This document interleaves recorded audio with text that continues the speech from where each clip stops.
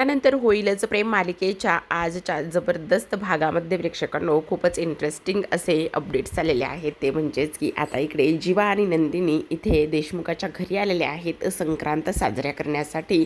पण खरंच त्या नंदिनी इथे राहील का परत निघून जाईल हे पाहणं खूपच इंटरेस्टिंग असतं. चला मग सुरुवात करूयात आजच्या भागाला. इथे जीवा म्हणत असतो, हे बघ काळजी करू नकोस काव्या, सगळं ठीक होईल. तेव्हा काव्या म्हणते, पण मला एक गोष्ट कळत नाही जीवा, त्या पेनड्राईव्हमध्ये ते आपले पर्सनल जे फोटो होते ते नेमके आले कसे, कशामुळे आले, ह्या गोष्टी मला अजिबात कळत नाहीत रे जीवा. तेव्हा जीवा म्हणत असतो, हो ते तर अगदी बोलतेस ते बरोबर आहे, पण हे बघ ज्या गोष्टी झाल्यात ना त्या गोष्टी होतात, हे सगळं चांगल्यासाठीच होतं असं मला तरी वाटतं.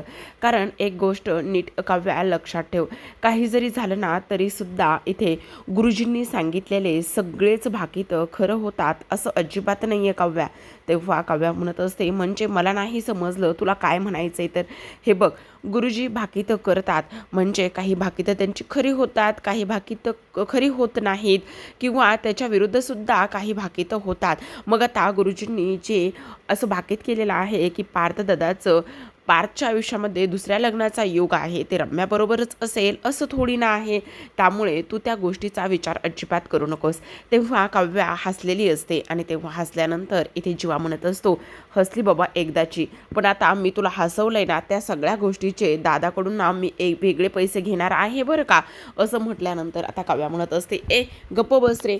तेव्हा लगेच आता इकडे पार्थ जो जीवा आहे तो म्हणत असतो, खरं तर काव्या तुला एक गोष्ट सांगू का, मी असं ठरवतो, म्हणजे बघ आता आपलं नंदिनीवर प्रेम, माझं नंदिनीवर प्रेम आहे बरोबर, नंदिनी मला मिळणारच आहे, ह्याच याच्यामध्ये मी जगत असतो. म्हणजे आता बघ ना, काही जरी झालं ना तरी सुद्धा नंदिनी माझी आहे, तिला माझ्यापासून कोणीही वेगळं करू शकणार नाही. तिचं माझ्यावर प्रेम आहे आणि मला त्यासाठी कुणी वेडा म्हणो, कुणी काहीही म्हणो, कुणी जोक करते असं म्हणो, काही म्हणो, मला ते चालेल. पण मला ह्या सगळ्या गोष्टीमुळे अजिबात फरक पडत नाही, कारण जे आपलं आहे ते आपलंच आहे की नाही. तेव्हा तू म्हणजे मी असं वागायला पाहिजे का की आता पार्थ माझे आहेत आणि पार्थवर माझं प्रेम आहे आणि ते कोणाचेही होऊ शकणार नाही आहेत. हो अगदी बरोबर, तू सुद्धा असंच वागायला हवं. तेव्हा काव्या म्हणत असते, हे मात्र लॉजिक खूपच भारी आहे रे जीवा. तेव्हा जीवा म्हणत असतो, हो अगदीच बरोबर बोलतेस तू, हे खरंच खूप भारी आहे. तेव्हा हे सगळं काही इथे उभं असलेला पार्थ ते सगळं काही बोलणं ऐकत असतो. पण आता काव्या म्हणत असते, पण आता तुला एक गोष्ट सांगू का जीवा, खरं तर आपलं प्रेम आपल्या पार्टनर्सवर आहे ही गोष्ट त्यांना समजायला हवी. असं म्हणता क्षणी आता 11 वाजून 11 मिनिटं झालेले असतात. ती म्हणत असते, चल बाय, 11 वाजून 11 मिनिटं झालेत. तेव्हा जीवा इथे फोन ठेवतो. आता फोन ठेवल्याबरोबर पार्थसुद्धा घड्याळ पाहत असतो, तर 11 झालेले असतात. आता काव्या लगेचच इथे म्हणत असते, म्हणजे 11 वाजून 11 मिनिटांनी एखादी विश मागितली तर ती खरी होते असं पारचं म्हणणं असायचं. आणि तेव्हा काव्याने घट्ट डोळे मिटलेले असतात आणि इकडे प्रार्थना करत असते, काही जरी झालं तरीसुद्धा देशमुख माझे आहेत आणि कोणी कितीही जरी भाकीतं केलेलं असले तरीसुद्धा ते भाकीतं माझ्या प्रेमापुढे कमी पडतील, कारण माझं देशमुखवर प्रेम आहे आणि देशमुख फक्त आणि फक्त माझेच आहेत. मी त्यांना दुसरं कोणाचंही होऊ देणार नाही. ह्या काव्या आणि पार्थला कोणीही वेगळं करणार नाही असं काव्याने बोललेलं असतं. आता हे सगळं काही बोलल्यानंतर इकडे मात्र पार्थला खूप मोठा धक्का बसतो. तो तसेच 2 पावलं मागे जाऊन पुन्हा त्याच्या खोलीकडे जात असतो. इकडे आपण पाहतो की दुसऱ्या बाजूला गुड्डूला खूपच थंडी वाजत असते आणि गुड्डूला थंडी वाजत असताना तो म्हणत असतो, जीवाभाई काय सांगू मी आता तुम्हाला, मला किती थंडी वाजते ते, आ हा हा हा. तेव्हा जीवा म्हणत असतो, हो तुला थंडी वाजते ना ते दिसतंच आहे, पण जीवा भैया मी एक गोष्ट सांगू का, तुम्ही जे काही बोलता ना ते खूप भारी बोलता, म्हणजे तुमच्यासारखं बोलणं वगैरे ह्या सगळ्या काही गोष्टी ना मला जमत नाही बरं का. जर मला जमत असत्या ना तर माझ्या पिंकी राणीला मी कधीच जिंकू शकलो असतो. बघा ना, दोघेही जण म्हणजे प्रेमामध्ये प्रेमभंग झालेले दोघेही जण एकत्र आलेले आहेत. खरंच ना. आता जीवा म्हणत असतो, अरे असं काही नाही जीवा भैया, असं काही नाही, कसं मी तुम्हाला बरोबरच सांगतोय. तेव्हा तुम्ही जे काही करता ना ते मला फारच आवडतं बरं का. म्हणजे तुम्ही असं कोणालाही असं बोलून तुमच्या ह्या सगळ्या गोष्टीमध्ये अगदीच आणू शकता, असं इकडे तो बोलतो. त्यावर आता आपण एक सांगू का, तुम्हाला सगळ्यात महत्त्वाचं म्हणजे की आता तुम्ही हे जे काही केलं आहे ना ते अजिबात बरोबर नाही बरं का केलं.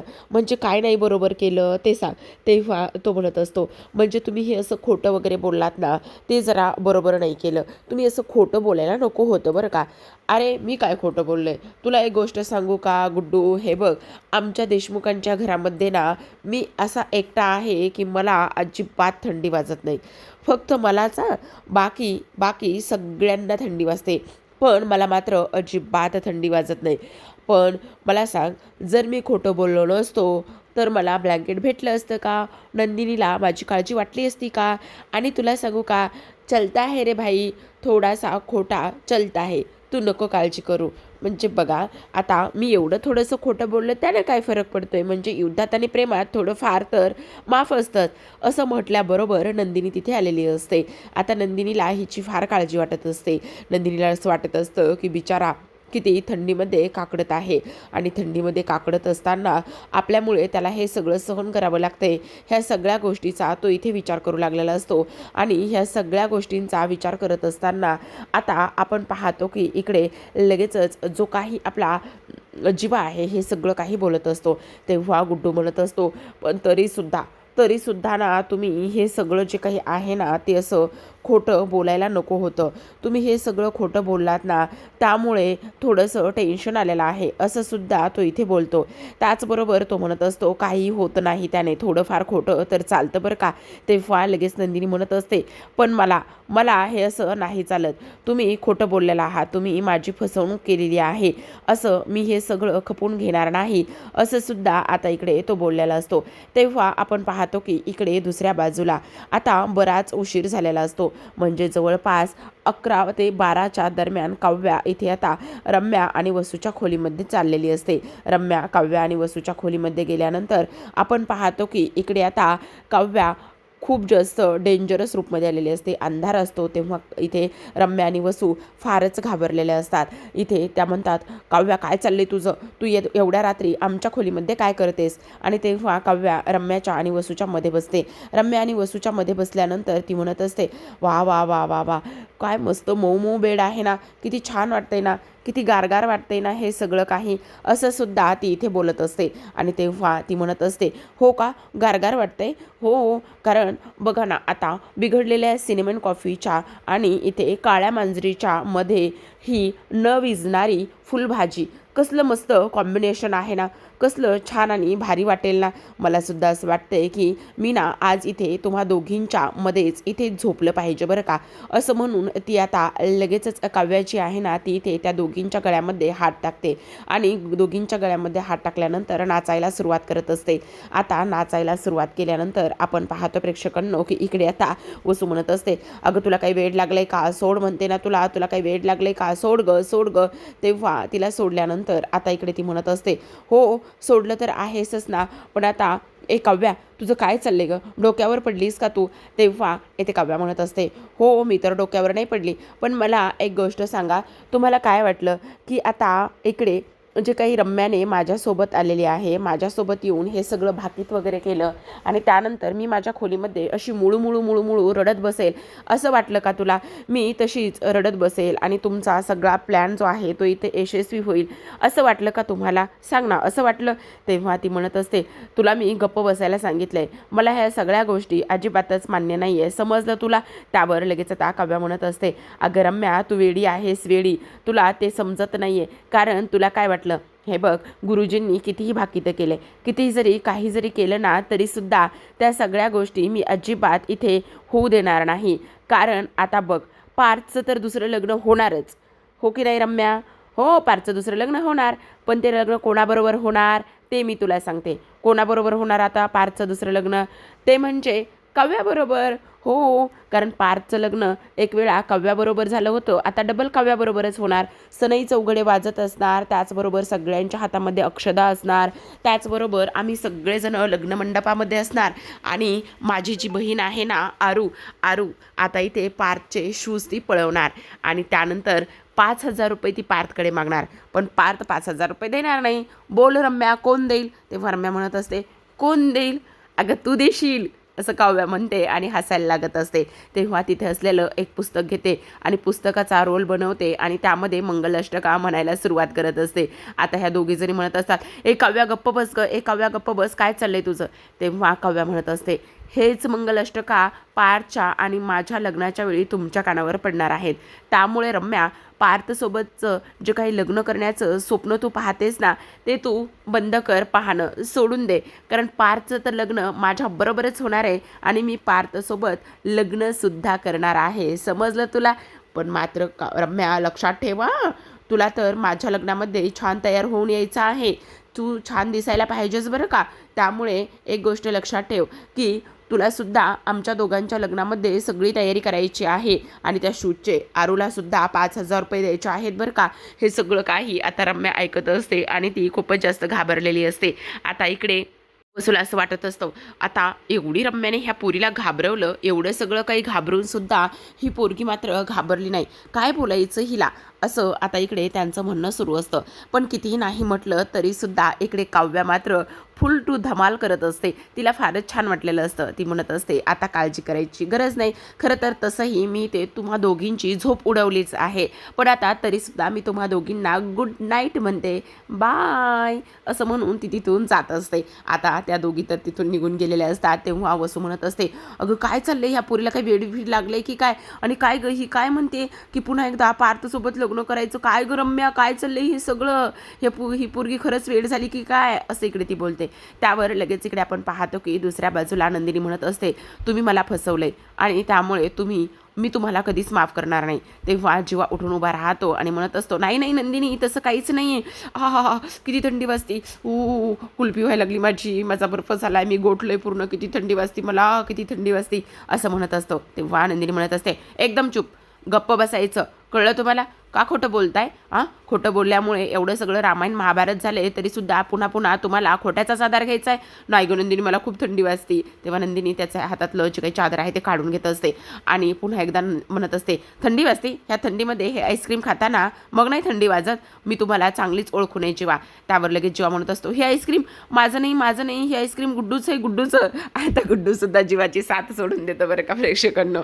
इथे हे आईस्क्रीम गुड्डूचं आहे असं म्हटल्यानंतर नंदिनी म्हणत असते, एक मिनिट हा जीवा, अजिबात नाही, मी तुमच्या कुठल्याच बोलण्यावर विश्वास ठेवणार नाही. कारण आतापर्यंत तुम्ही खूप खोटं बोललात आणि माझा विश्वासघात केला आहे आणि अजूनसुद्धा तुम्हाला खोट्याचाच आधार घ्यायचा आहे. मी तुम्हाला तुमच्या काळजीने इथे ब्लँकेट पाठवलं. तेव्हा जीवा म्हणत असतो, बघ म्हटलं ना मी तुला की बघ, प्रेमात आणि युद्धात थोडंसं खोटं चालतं गं. मी तुला थोडंसं खोटं बोललो तर तुला माझी काळजी वाटली, तू मला ब्लँकेट आणून दिलंस की नाही, बरोबर की नाही गुड्डू, बरोबर की नाही? तेव्हा गुड्डू म्हणत असतो, नाही जीवा भैया, हमें भी इस बार माफ कर दो. तुम्ही ना आता जे काही खोटं बोललात ना ते खोटंच आहे बरं का. मला हे तुमचं खोटं वागणं, खोटं बोलणं अजिबात आवडलेलं नाही, मी तुम्हाला सांगत होतो. त्यावर लगेच आता नंदिनी जीवाच्या त्या गुड्डूच्या अंगावरचं सुद्धा ब्लँकेट काढून घेत असते. गुड्डू पडायला जातो तर इकडे जो गुड्डू आहे ना तो जीवाच्या मिठीत असतो, म्हणजे तो पडताना जीवा सावरतो. तेवढ्यातच नंदिनी पाहत असते त्याच्याकडे. तिला कसं तरी वाटतं बरं का एका पॉईंटला, आणि कसं तरी वाटल्यानंतर त्यानंतर ते ब्लँकेट घेते आणि तशीच ती तिथून रागाने निघून जाते. आता इकडे गुड्डू म्हणत असतो, जीवा भैया काय करणार आता मी, मला खूप थंडी वाजती. तेव्हा तो म्हणत असतो, थांबा मी आलोच. आता कुठं जातोयस? अहो मला थंडी वाजती, मी ब्लँकेट घेऊन येतो की नाही, असं म्हणून तो जात असतो. आता इकडे जीवाला मात्र फारच टेन्शन आलेलं असतं. तो विचार करत असतो, काय करू आता, मला तर आता खूप टेन्शन आलंय. कुठेतरी असं वाटत होतं की नंदिनी आता परत माझ्या बाजूने थोडासा विचार करते तर पुन्हा झालं, जे काही केलं ते गंगेत नाही आलं, असं म्हणत असतो.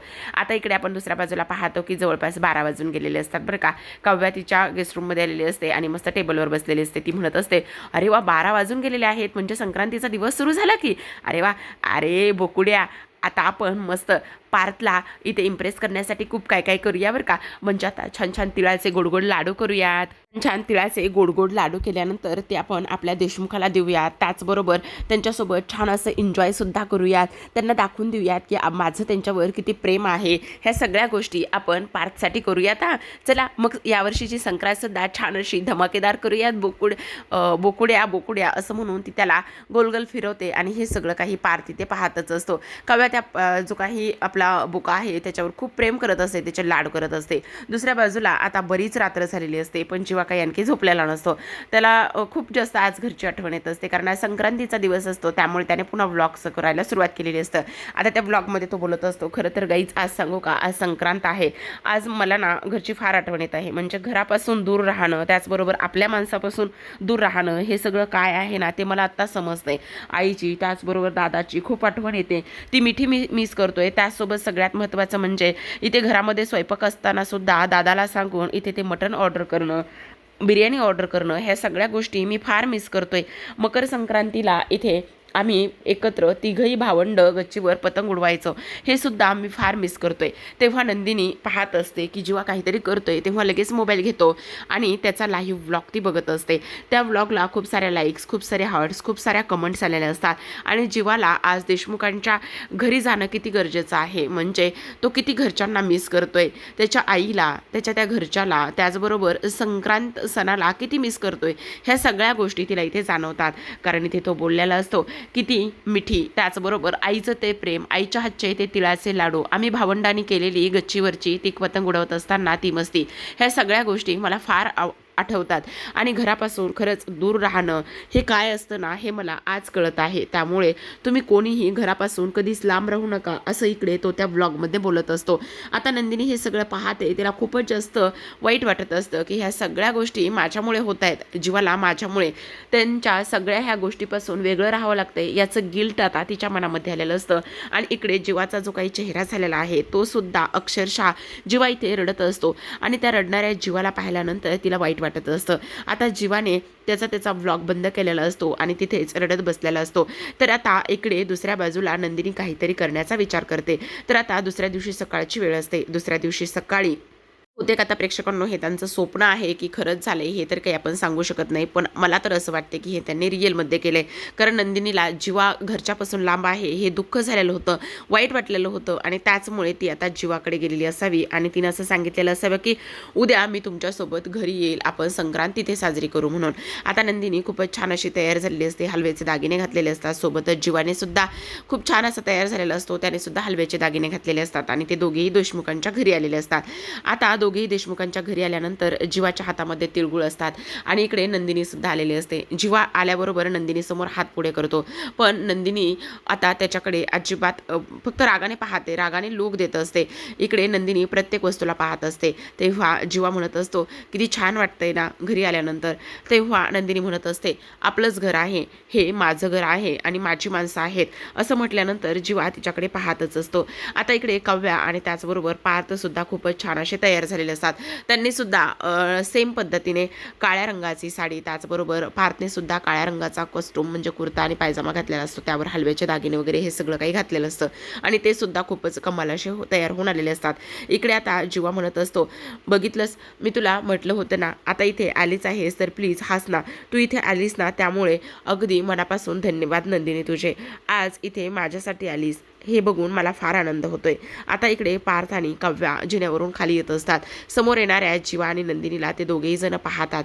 दोघांनीही पाहिल्यानंतर काव्याला फारच आनंद होत असतो. काव्या म्हणत असते ताई ताई तू आलेली आहेस, असं म्हणता क्षणी इकडे आता नंदिनी हळूहळू घरामध्ये येत असते. कारण हे घर तिचं आहे, ही माणसं तिची आहेत, हे नंदिनी ते बोलत असते. जीवा तिच्या मागे मागे आलेला असतो. आता इकडे पार्थ जो आहे तो काव्याकडे पाहतच असतो, कारण काव्याने सुद्धा खूपच छान असा गेटअप रेडी केलेला असतो. खूप छान अशी कमाल ती दिसत असते आणि पार्थला आज फारच आनंद झालेला असतो.